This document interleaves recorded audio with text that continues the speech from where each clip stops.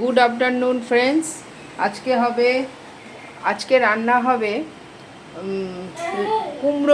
কুমড়ো শাকের জন্য আমি এখানে বড়িটা ভেজে নিচ্ছি আর কাঁচা লঙ্কা ফোড়ন দিয়ে দিলাম। কড়াইতে গরম হয়ে গেছে তেল, তারপরে আমি দিলাম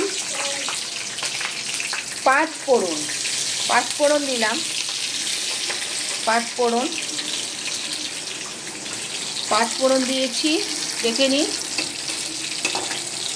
নাড়লাম, নেড়ে এবারে আমি যে সবজিগুলো দেবো তার মধ্যে হচ্ছে আলু বেগুন আর কুমড়ো দেবো।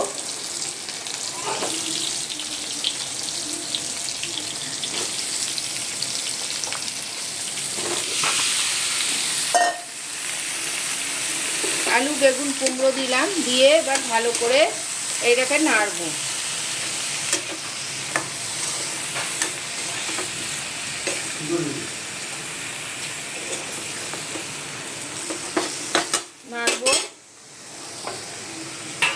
এরপর আমি ঢেকে দিলাম, নেক্সট স্টেপে আসছি। এরপরে আমি নুন দিয়ে দিয়েছিলাম, এর মধ্যে একটু মজে গেছে, সবজিটা একটু মজে গেছে, নুন দিয়ে দিয়েছি। নুনের পর এবারে আমি ভাপিয়ে রেখেছিলাম কুমড়ো শাকটা, সেটা আমি দিয়ে দেবো। সেটা দিয়ে দিলাম কুমড়ো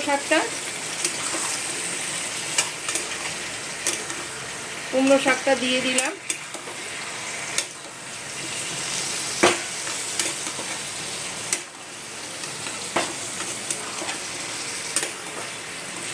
কুমড়ো শাকটা দেওয়ার পর আমি হলুদ দেবো।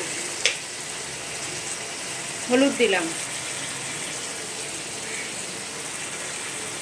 দিলাম, দিয়ে এবারে আমার এটার মধ্যে আর কোনো এক্সট্রা মশলা পড়বে না, নুন হলুদ আর একটু জিরের গুঁড়ো দেওয়া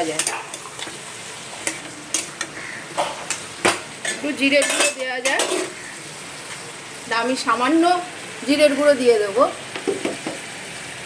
একটু টেস্টটা ভালো লাগবে দিলে। জিরের গুঁড়ো দিয়ে দিলাম, জিরের গুঁড়ো দিয়ে এবার আমি নাড়বো।